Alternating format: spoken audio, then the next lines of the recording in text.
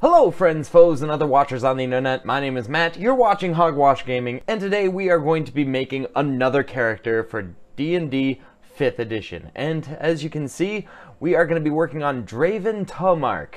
He's going to be a Drow, which is the Dark Elf, and we're going to make a fighter. His background's going to be soldier, not super inventive on my part, but it actually makes sense to an extent. And true neutral. Not really sure why he would be good, and I really don't want to play an evil character, so we're just gonna go with this. Alright, so the first thing that I've done is I've rolled up these scores that we'll be putting over here, but with this character I almost want to put what he's gonna be good at and proficient at first, and then make up my mind later on what we're gonna do with that. So, I'm going to start with his background, and that means soldier. So, we've got proficiencies in athletics, intimidation, and so we'll go down here, and athletics, and intimidation. Then, we also have cards. He's good at cards. So, I will press enter a couple times and write C-A-R-D-S, because it says that he's good at one gaming set. So I'm giving him cards. He also is good at a land vehicle, and I was like, well, there aren't many types of land vehicles in the world, so we'll go with chariot, because that seems like a good vehicle for a soldier to be good at, apparently. And it, given Drow as a background, there are only so many land vehicles that you can use underground in battle. I'm just kind of scratching my head with that one. So, that's what I came up with. Also, he has an insignia of rank in... How does that spell? I-N-S-I-G-G. N-I-A. Of rank. Cool. And then a trophy from a fallen enemy, which might actually be the same as his insignia, but we'll come up with that later. Trophy of slain foe. I'll just write that.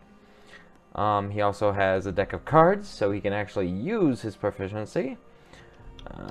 Deck of cards. And common clothes. Clothes. And it says here that he also has 10 gold. So we'll put that there. If I was going to print this out, I would actually delete that and then write it in with a pencil, because these things change all the time. Alright, so that's for the background. Pretty easy. And now we're going with the race. I'm using a cheat sheet here, so if I'm glancing over here and not looking at things in a book, it's because I've already looked it up in a book. And yeah, I'm trying to make this as streamlined as possible so you can enjoy watching it without me reading a book. Alright, so first off, Drow get a +2 to dexterity, so I'm just gonna do +2 here, and they also get a +1 in charisma, +1 in charisma. Alright, good. They have superior dark vision. I'm just gonna superior dark vision, which means that they can see farther in the dark than other races. So that's 120 feet radius.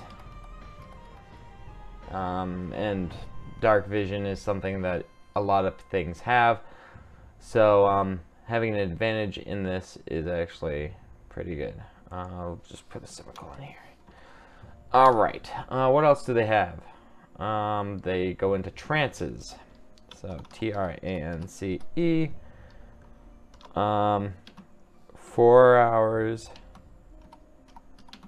of meditation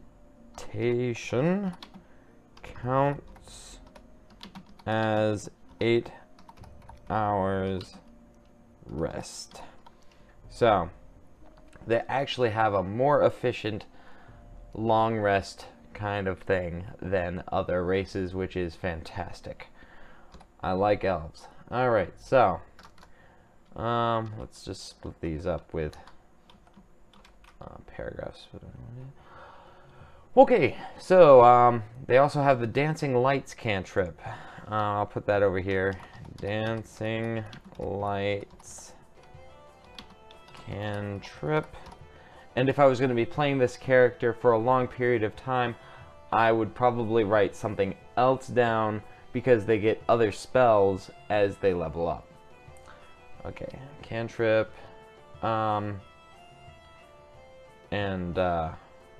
Yeah, I'll find out which page that is, so then we'll know the secret or special things about that.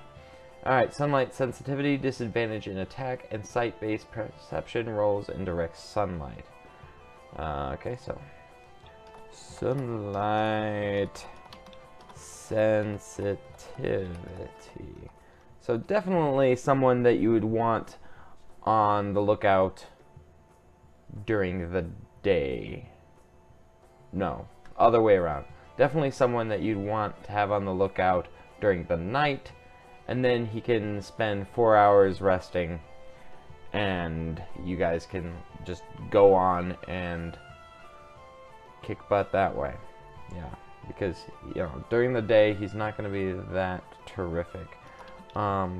Disadvantage with attack / attacks and sight-based perception in direct sunlight. I really like this feature because it adds a condition to fighting. It adds a kind of a flavor thing. Like if you're in the middle of a field, you're gonna be at disadvantage. But what if you could like lure your opponents under some trees? You know, that kind of stuff. It causes you to have to think about what you're doing. Drow, I'm liking this. I'm liking this a lot. Alright, it has some weapon training involved with being this kind of elf. However, since he's a fighter, he's going to get proficiency with all weapons, so this isn't going to be of any effect. So I'm just going to skip that. Languages. Languages. Alright, go here. That's the symbol I wanted. Elvish and Common. Elvish and Common. Yeah, extremely lackluster for an elf. Usually, different races get a ton of different... maybe I'm just used to running half-elves or something like that, but yeah. Usually you get more than just 2. But that's okay, because Drow don't get out much. Alright. Okay, so now they get a proficiency in perception, which will come in handy considering the disadvantage in an attack and sight-based perception rolls in direct daylight, like we have here. So, what do we got? And can't be put to sleep and by magic, and advantage versus charm. I'm pretty sure that's Fey Ancestry is what that's called. Ancestry. Alright. Cannot be put to sleep with magic. And advantage versus charm. Advantage versus charm. Cool. Alright, and that is all the information we have for the Drow aspect of this. One thing you'll notice about this build, and something I actually appreciated a lot, is we're going to have quite a few proficiencies.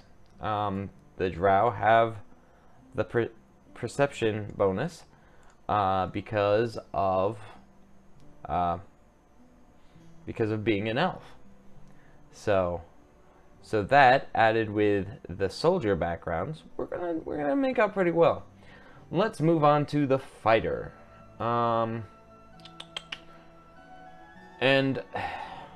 here's the thought. Okay, so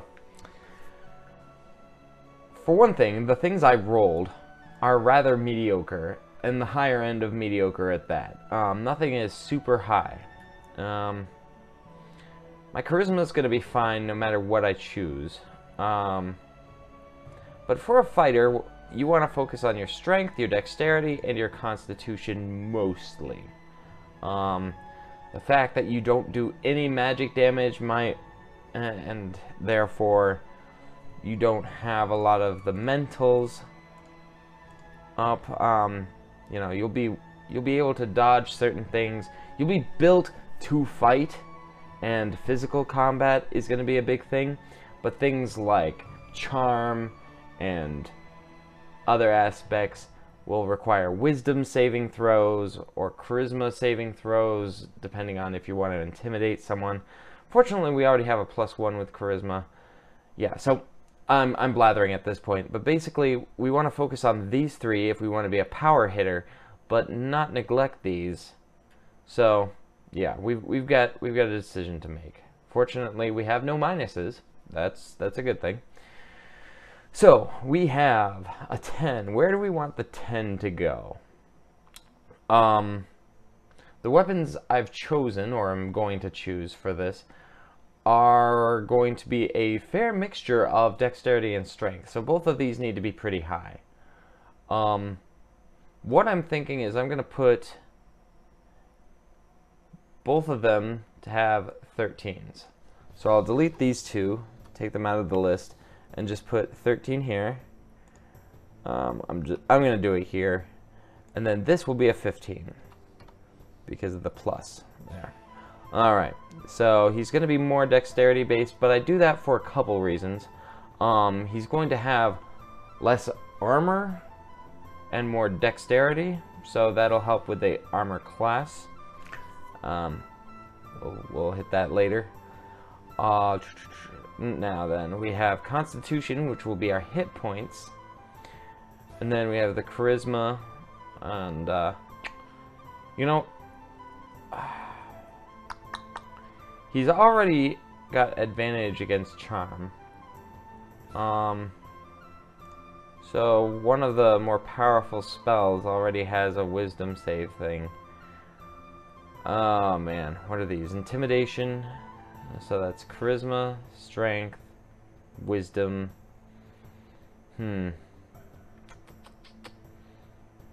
Okay, so here's my thought.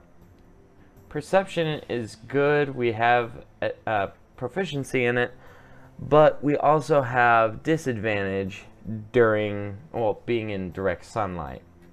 That being the case, I'm going to put my other 13 here, and my Constitution of 14, so he has some hit points. Intelligence will be the so 13 and 14 are gone. Oh, well, what we'll do is we'll put intelligence as 10, so that's a +0, and charisma will have a 13 as well. All right, so that would mean this is a +1. I'm just going to copy paste this +1 because we're going to use it a lot. Copy, V and V. There you go. With a 15, that's a +2. Is that correct? Yes, +2. +2. +2. +0. Cool, cool, cool. Alright. And the proficiency for saving throws is strength and constitution. Boom. Boom.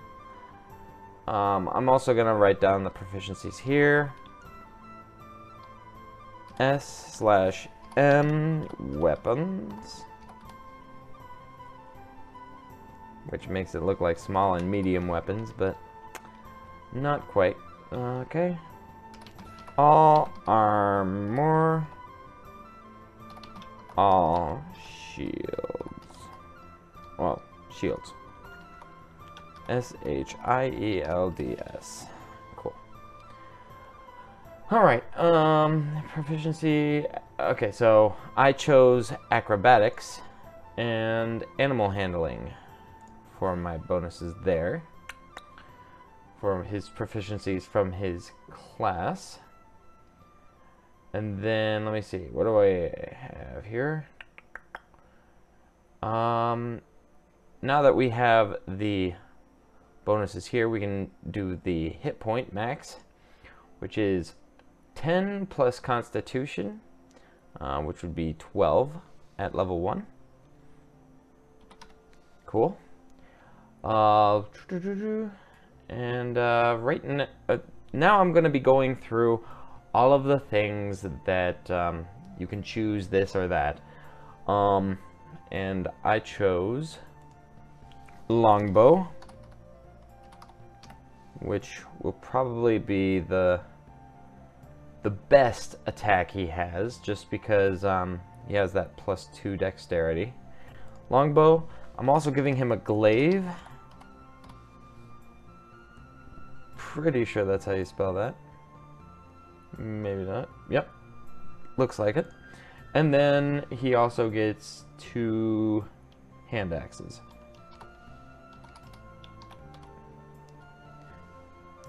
Alright. And alrighty. Does he have anything else? No, I'm just gonna give him 20 arrows.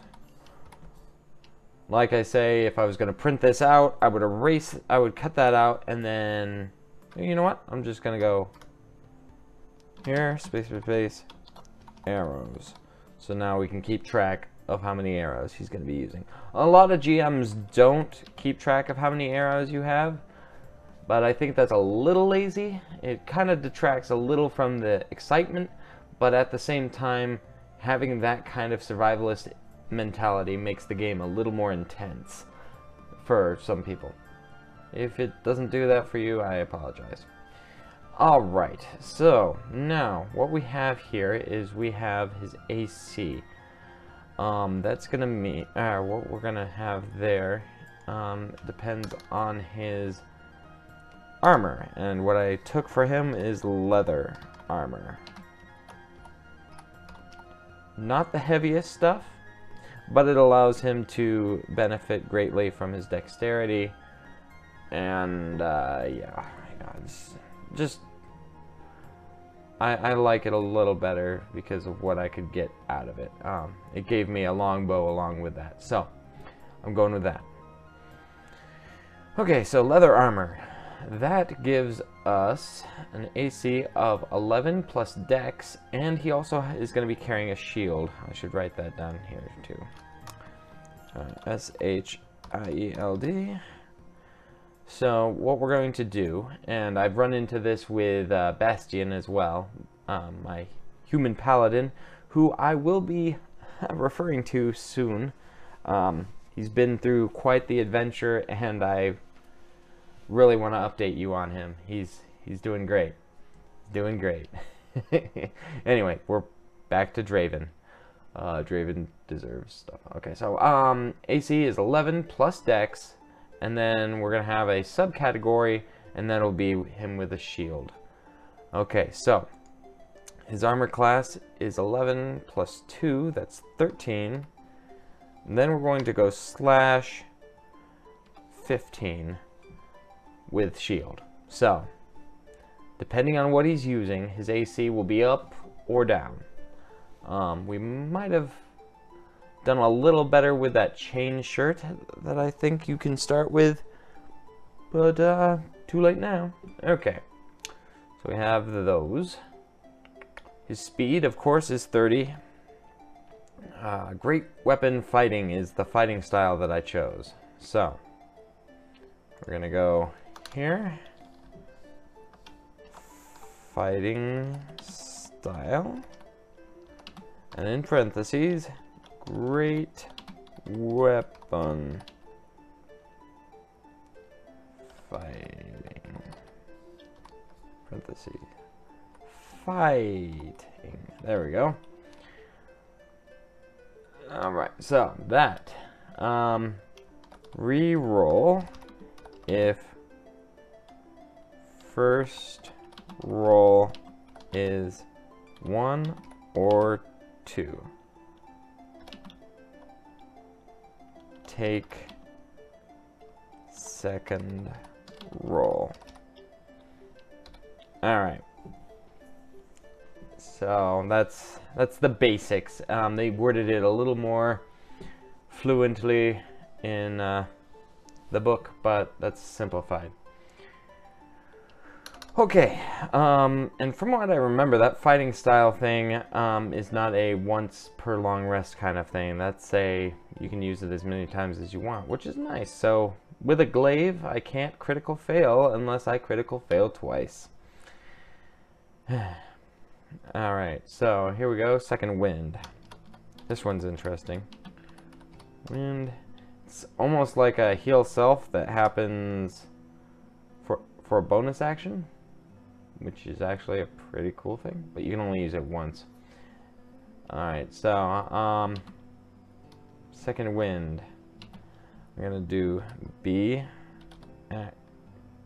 action and S/rest. So it's a bonus action, short rest. You can regain it after a long rest too, but by the Venn diagram is if it's a long rest, then it's also a short rest. Yeah. Anyway, sorry. That's truth tables. Okay, so here we go. Add 1d10 plus fighter level to your HP. Alright. There's that. Okay, so that is pretty good. We have the 12. We'll just write 12 here. Once again, if I was printing this out, I would erase that and yeah. But I'm not. Okay, so let's just go through here. Strength is a +3. +3. Dexterity is a +2. Constitution is a +4. Good luck poisoning him. Intelligence +0. Wisdom. Control V. Right? +1. Really? I've never seen that happen before. Interesting. Control Z. There we go. Let's try this again. +1. There we go. And charisma. +1. Good. Alright. Aerobics. Acrobatics. Aerobics. Yes. 1, 2. You succeed. Yeah! Alright. Acrobatics is a +4. Nice. Animal handling is wisdom. +2 is +3. Alright. Arcana +0. Athletics. That's a +3. +3. Dang it. Okay. Deception +1. History +0. Insight +1. Intimidation, +3, right? Yep. Investigation, +0. Medicine, +1. Oh, +1. +0. Perception, +3. Yep. Performance, +1. Persuasion, +1. Intelligence, yeah. Religion is +0. Sleight of hand, +2. Stealth, +2. And survival, +1. Good. Okay, initiative. That's dex based, so that's that. Nice. And now we go into attack bonuses. Alright, we're proficient with all of these. Yeah, so this is +4 to hit. This is +3 to hit. Hand axe. It could be +3 or +4, so I'm gonna go +3 slash. Let's see if I have enough room. No. That looks like 3/4. I'll know what I'm talking about. I'll know what I'm talking about. Actually, can I do this? That's a little better. Cool. I have no idea what the Dancing Lights cantrip does. Let's look it up.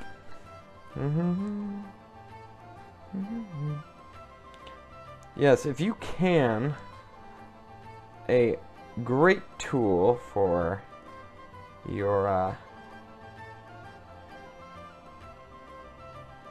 GMing thing is find a compodium on an app. It really helps. Torch-sized lights. Range, hover in the air. You can also combine the 4 lights into one glowing, vaguely humanoid, which you choose. Each light sheds dim light in a 10-foot radius. So this is basically helping your human friends. If you have humans in the party who do not have dark vision, because they're basically the only race that doesn't have dark vision. That's not true, but I can't remember the other one that doesn't. Anyway, humans suck as far as being in the dark goes. So, Dancing Lights apparently is either to deceive people or to help them navigate the darkness. And for a Drow, that's, if he was going by himself, he wouldn't need that. But that's okay. I won't write this down. I'll just I'll refer it to a PHB number, and then yeah, so when it comes to the rules of that, we'll just have the player's handbook ready.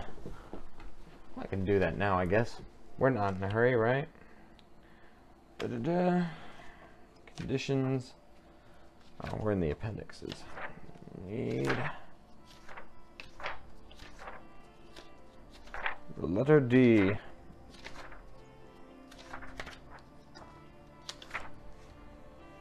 D-A. Dark vision, daylight, dancing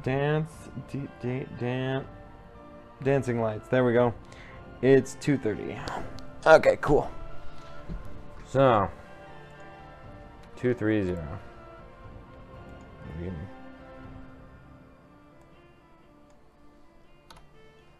Put that there.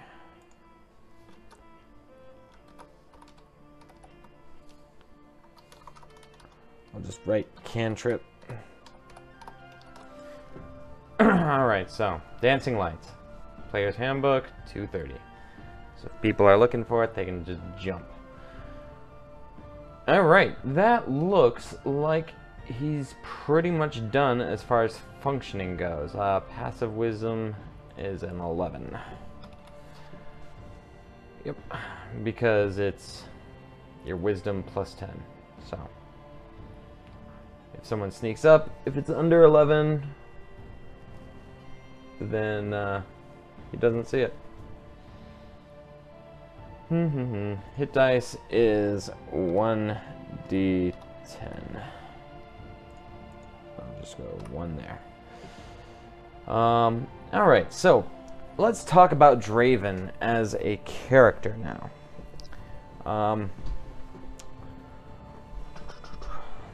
Why is he neutral now? Why is he not evil? And what caused him to leave? He was a soldier. Maybe he saw the cruelty that plagues war, and he just got so fed up with the fact that there's attacking and then there's retaliation, attacking, retaliation. But that doesn't really go with his chosen class as a fighter. Maybe he's just seen what the destruction is. Maybe he's the remaining... He's like the only remaining Drow after a total betrayal from a higher party. So maybe his bond is to avenge his people.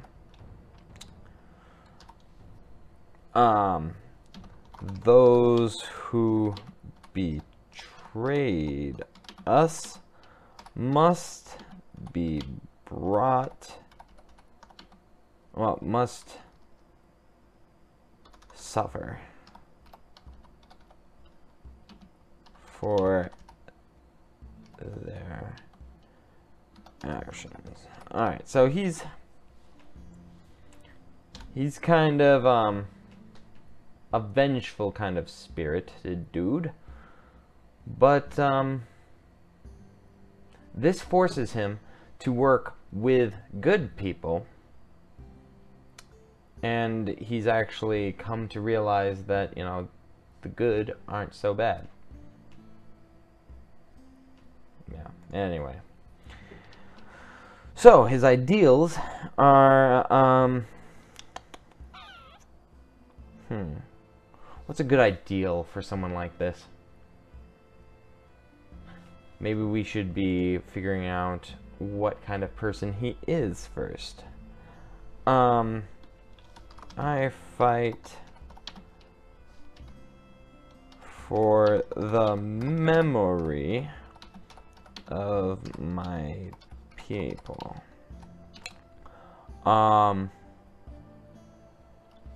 By serving darkness, we were betrayed. Maybe this is better in the ideals thing. I'm just thinking and typing it out. So the darkness cannot be trusted. Who will stand with me? Alright, so that's more of a ideal thing. But that's okay. That's a good ideal.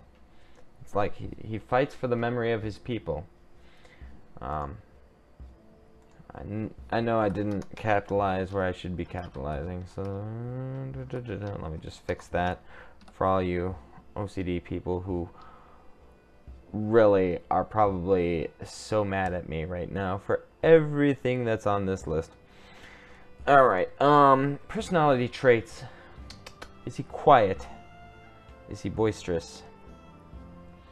I don't want to go with the emo child kind of Drow where, oh man, I'm so cool. I don't want to talk to anybody. No, it's not the kind of Drow I want. I think he can be cool and not emo, if that makes sense. I think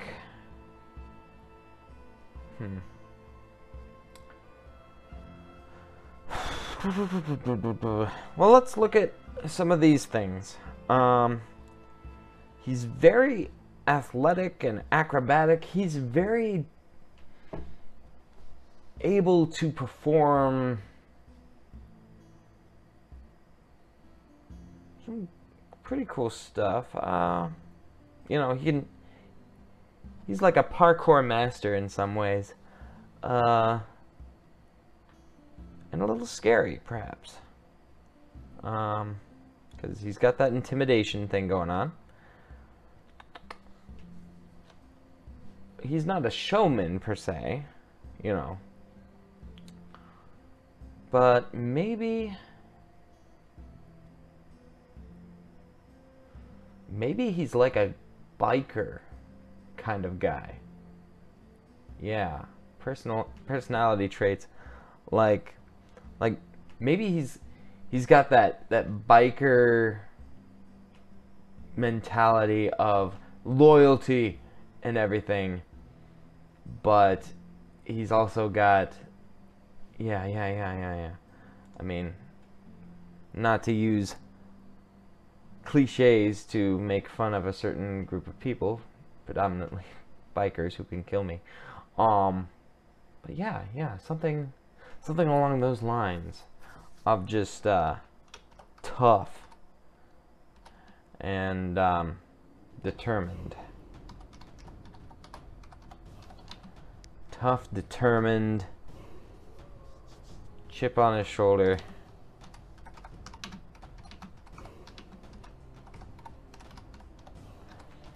On the other hand, I don't want him to be too dark, so what we're gonna do is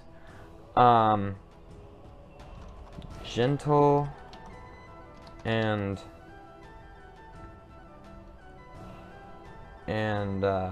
fun-loving when not in combat. Fun-loving. No. Makes him sound like a chip on his shoulder.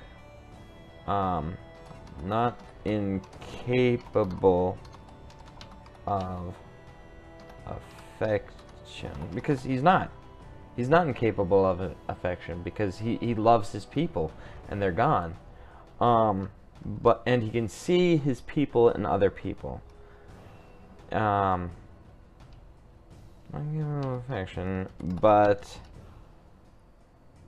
has lost much. There we go. Tough, determined, chip on his shoulder, not incapable of affection, but has lost much. So he's very guarded of himself. And yeah, I like that. Flaws. Now his flaws, let's once again look over here. History, his intelligence is a little low. Not lower than average, but yeah, definitely not. Excuse me. But definitely not like his highest thing. That's not what he's good at. He's not good at remembering things or knowing things. He's good at seeing how things fit together. Can we work on his flaws? Ooh, he's an outlander too. You know, he's not in his element. You know, if maybe his flaws are, you know, he's addicted to something. That would be great. Like not something cliche like alcohol or something. No, you know, alcohol's, you know, a debilitating flaw to be sure.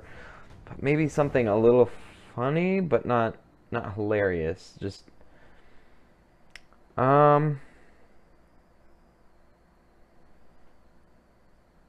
what if he was addicted to smoking something like lavender or clover? You know, something like they don't have in the Underdark, but he's taken up to smoking it, and it's actually like, yeah, I like that. I like addicted 2 smoking clover buds and or lavender. Nice. Gets extremely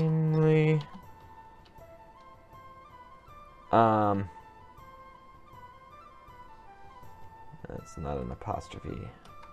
Gets extremely hostile. No, not hostile. Extremely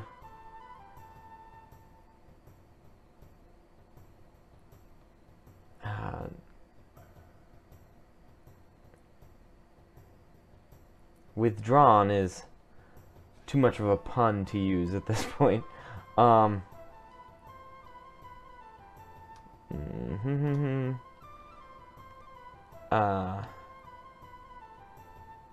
Will act impulsively if it means satisfying the pangs of withdrawal. Yeah, so something withdrawal. Yeah, withdrawal. So he's addicted to this very common herb or mixture, therefore. I'm gonna put a slash here. Yeah, will act impulsively if it means satisfying the pangs of withdrawal. Yes. So that's his flaw. And it's kind of strange to us upworlders because we have lavender all around us, and smoking lavender and clover isn't super addictive to us. So yeah, I like this. I like this character. He's actually got a personality now. I was kind of like, oh, he's gonna be dark and brooding. Oh, like all dark elves are. I hate that. If you know me for any amount of time, it's playing cliches is rather obnoxious to me.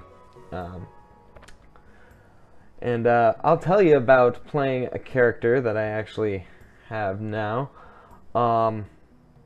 Bastian Florian Vanderbilt IV has been going on adventures to the Dragon Horde, the Dragon Queen's Horde. And yeah. So stay tuned for that. And until next time, this is Hogwash, over and out. See you later.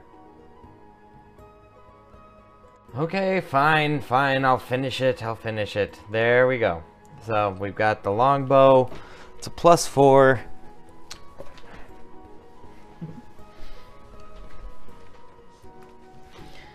Let me open my book. There we go. Have a little marker here. There we go. Longbow. What do we got?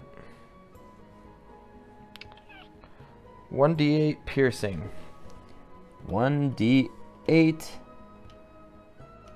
plus 2, right? For dexterity, yep. There we go. And then the glaive is 1d10 slashing. 1d10 plus 1. And then the hand axe, which can be 1d, yes, exclamation point slash, okay, okay, so it's 1d6 plus, okay, so if it's with his hand, it's 1/2. 2. There you go. There, it's done. See you next time.